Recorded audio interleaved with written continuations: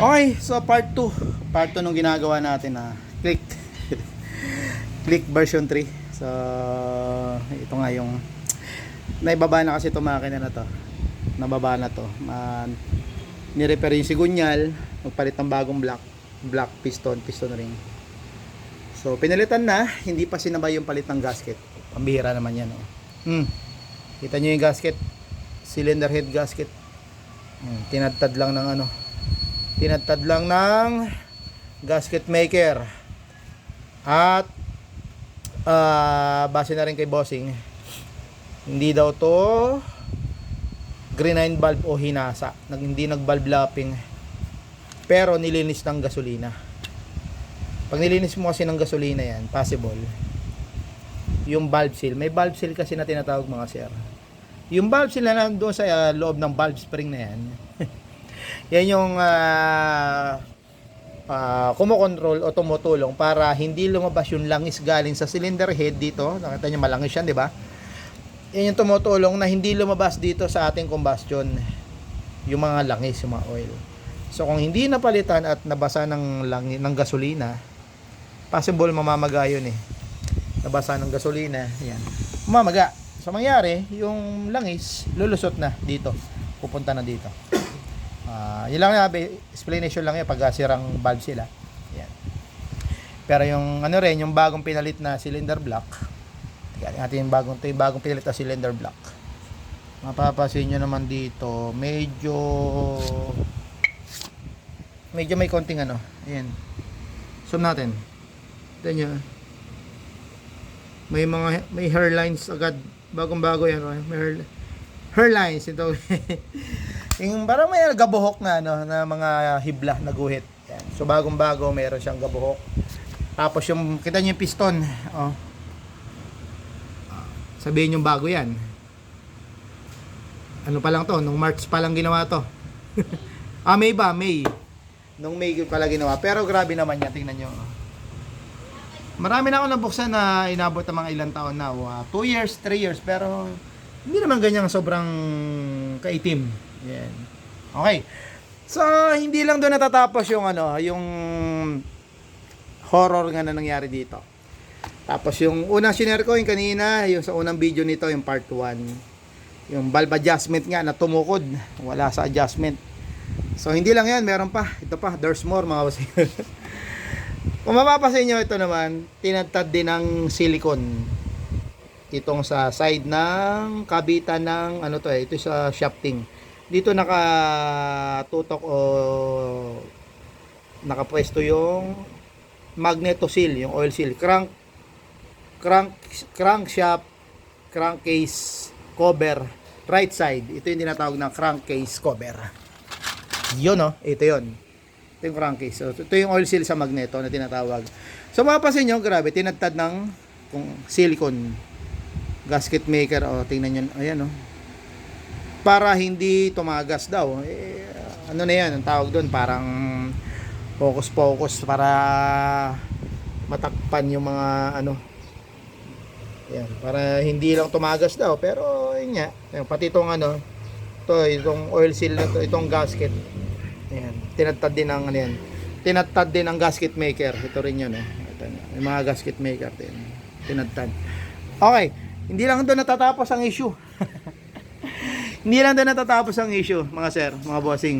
Dahil itong sigunyal nga, sabi ko nga sa unang video natin, ito ay ni-repair na, pinamachine shop na. So hindi ko alam kung bakit pinamachine shop, kung kumatok ba to dati. Pero yun nga, pinamachine shop, pinalitan ng connecting rod yata, connecting rod, tapos mga bearing. Yan. Pero dito pa lang sa pag-ikot ko, mararamdaman ko may magaspang.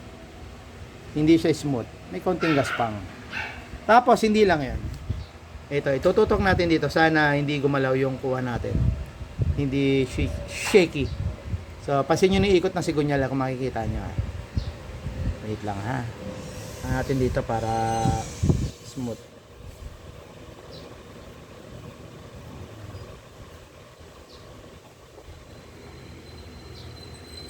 Kita nyo, sabay kasi yung hawak ko, pasensya na. Ayan. Wala sa align yung sigunyan.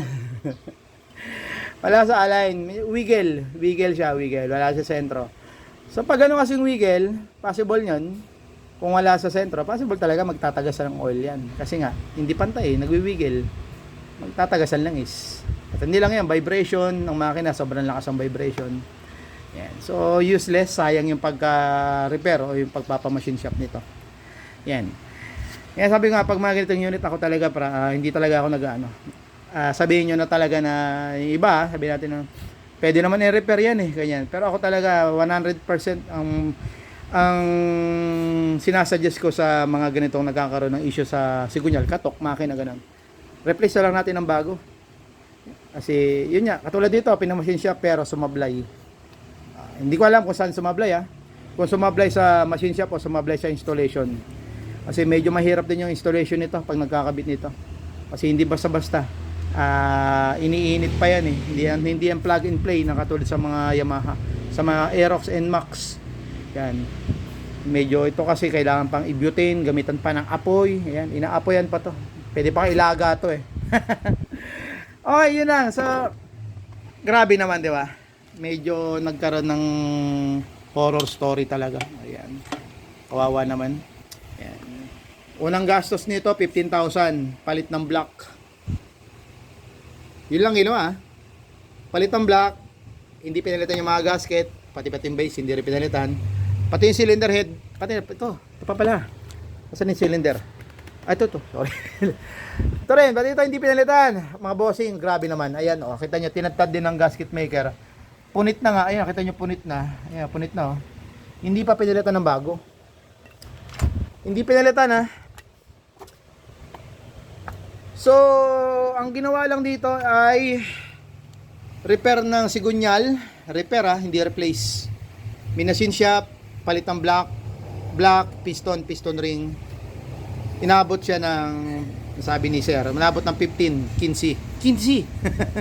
Inabot ng 15,000. So, grabe naman. Medyo may kamahalan. Kasi nga, para ka na nagpalit ng bagong sigunyal, bagong cylinder block. Pasok na yun sa budget kung tutuusin brand new crankshaft, brand new cylinder block set. Yan, pati yung mga gasket siguro kasama na yan, yung base gasket, ito, ayan, yung cylinder head gasket, ayan, kasama na yun, sigurado. Pasok na yun alam ko Ayan. Pero ito hindi pinalitan, tapos yun tinadtad pa ng mga kung ano, mga gasket maker.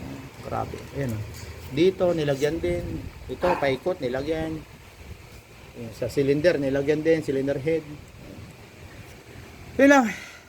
So imbis na umuko yung motor ni sir, yan, ito pasyente na naman tuloy ang nangyari. So gastos na naman, doble gastos. Ayan. Kaya ingat tayo lagi mga sir, mga bossing, pag magpapagawa tayo. Ingat tayo sa mga ganito. Hindi na ako dito mga gasket gang gasket maker gang. Sabihin, pag nilagyan ng gasket yan, magkakaroon ng issue, mga ilang buwan o swerte ng mga 3 to 4 months, 5 months na hindi magka-problema. Pag nagka-problema, syempre balik uli kayo doon sa pinagpagawa ninyo. So, ganun minsan yung mga nagiging diskarte ng mga, hindi ko nilalahat yung iba talaga, para bumalik-balik. Ayan. Balik-balik ba? Okay. So, lagi sinasabi, ingat tayo mga bossing sa mga pagpapagawaan natin. Ride safe, ingat lagi. Palagi. Ito si Doc Arman sa Mataos. God bless atin lahat. Ride safe. Bye-bye.